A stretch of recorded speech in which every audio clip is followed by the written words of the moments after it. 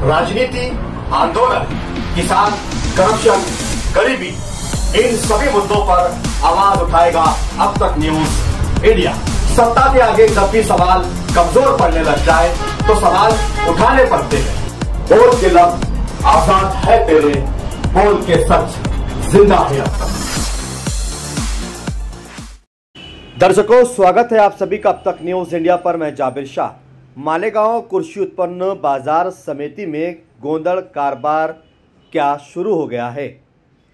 आज रविवार यानी कि संडे के दिन भी आज मार्केट में कई सैकड़ों भैंस और हेले उतारे गए।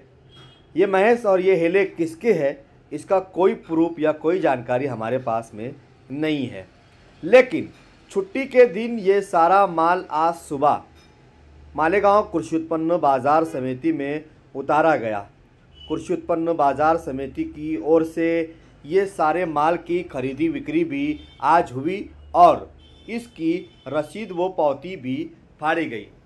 300 रुपये प्रति नग के हिसाब से इसकी पावती फाड़ी गई, जबकि मालेगांव कृषि उत्पन्न बाजार समिति का नियम ये है कि सिर्फ बाजार आठवाड़े यानी कि शुक्रवार जुमा के दिन ही बाजार भरेगा और शुक्रवार के दिन ही बाजार में खरीदी बिक्री होगी। ये नियम बनाया गया है क्योंकि इसके पहले आपने सभी ने देखा कि मालेगांव कृषि उत्पन्न बाजार समिति में गौवंश, गौ हत्या और गौ के कारोबार को लेकर काफ़ी वाद विवाद चलता रहा, जिसके बाद मार्केट में बरसा बरस से रह रहे सभी व्यापारियों को निकाल दिया गया। उन्हें नोटिस दी गई और ये हिदायत जारी की गई कि सिर्फ शुक्रवार के दिन, जुमा के दिन, जिस दिन का बाज़ार होता है उसी दिन बाज़ार में आप अपने जानवर लाए, बेचे और उसी दिन लेकर चले जाए। लेकिन ये कौन सी ताकत है जो छुट्टी के दिन भी, रविवार के दिन भी मालेगांव कृषि उत्पन्न बाजार समिति में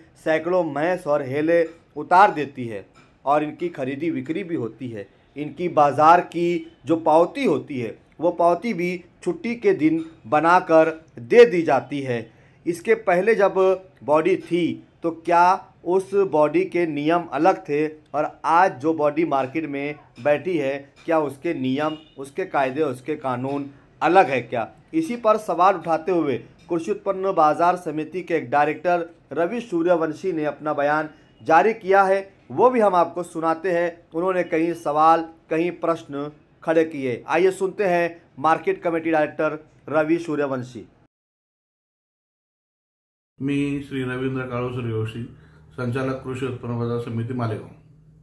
मला आज एक माहिती मिळाली की आज रविवार सुट्टीचा दिवस असताना देखील मालेगाव कृषी उत्पन्न बाजार समिती आवारात जवळपास 200 ते 300 हेले व म्हशी या प्रकारचे जनावर त्या कृषी उत्पन्न बाजार समितीत उतरवण्यात आले व धक्क्यावर उतरवून लगेचच 300 रुपये पावती फाडून त्यांना एका व्यापाऱ्याच्या स्वाधीन करण्यात आलं। ही माहिती मिळाल्यानंतर मी माननीय सचिव श्री कमलेश पाटील साहेब यांना फोन करून उपरोक्त माहिती घेतली असता त्यांनी मला सांगितलं की बाजार समितीचा मिळकत मिळणार होती, फायदा होणार होता, म्हणून आम्ही तशा प्रकारचं काम केलेलं आहे। आणि त्यांनी सांगितलं की त्या व्यापाऱ्याला कुठेही धक्क्यावर जागा नव्हती, म्हणून त्यांनी विनंती करून आपल्याला सांगितलं की बुवा आम्हाला जागा पाहिजे आणि म्हणून चेअरमन साहेब आणि श्री विनोद भाऊ चव्हाण यांच्या सांगण्यावरून मी हे काम केलेलं आहे।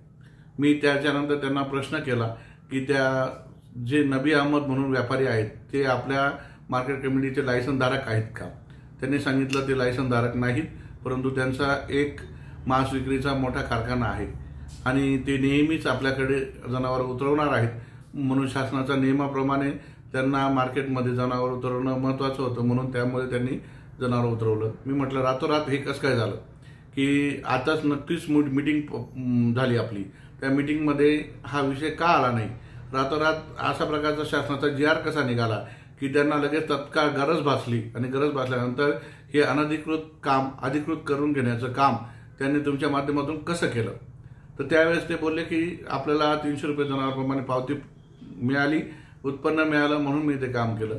पण तसं जर बघितलं तर त्यांनी 160 जनावरांची मला माहिती दिली, मला 200 ते 300 जनावरांची माहिती मिळाली होती, परंतु आज या जनावरांची किंमत जरी म्हटलं हेला किंवा म्हैस असेल 1 लाख रुपये प्रति हेला किंवा प्रति म्हैस या प्रकारे किंमत जर असेल तर मार्केट फी 1100 रुपये फाडली गेली पाहिजे होती, पण ती केवळ 300 रुपये फाडली गेली. आणि त्याच्यानंतर यापूर्वी मार्केट लायसन धारक व्यापाऱ्यांनाच ह्या प्रकारचा अधिकार होता अशा प्रकारचा व्यवहार करण्याचा.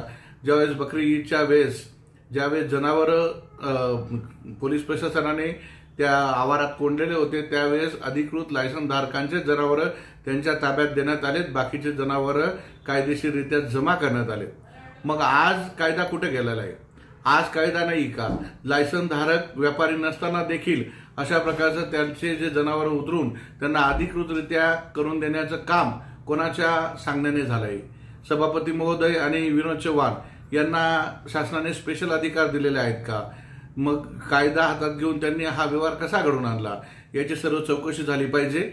मी लवकरच सन्माननीय DDR साहेब यांना एक पत्र देऊन या संदर्भातील जे काही व्यवहार आहे, गैरव्यवहार झालेला आहे याची चौकशी करण्याचं विनंती करणार आहे. परंतु तालुक्याच्या जनतेसमोर या सर्व गोष्टी आल्या पाहिजेत की आमची सत्ता असताना कायदा नव्हता का? आज कायदा आहे, त्यावेळेस कायदा होता ना, आज कायदा नाही का? मग कायदा हा सर्वांना सारखाच पाहिजे. जर लायसन धारक व्यापारी नव्हता तर मग एवढा अट्टहास का घातला गेला, घाट का घातला गेला, सुट्टीच्या दिवशी हा व्यवहार का करण्यात आला, याच्या मागचं सर्व सत्य तालुक्याच्या जनतेसमोर आला पाहिजे. आणि अशा प्रकारच्या व्यवहाराची सुरुवात जर सत्तेचा गैरवापर करून होत असेल तर याच्यावर कुठेतरी आळा बसला पाहिजे. तालुक्याच्या जनतेने जागृत होण्याची ही वेळ आहे असं मी या व्हिडिओच्या माध्यमातून सर्वांना सांगू इच्छितो.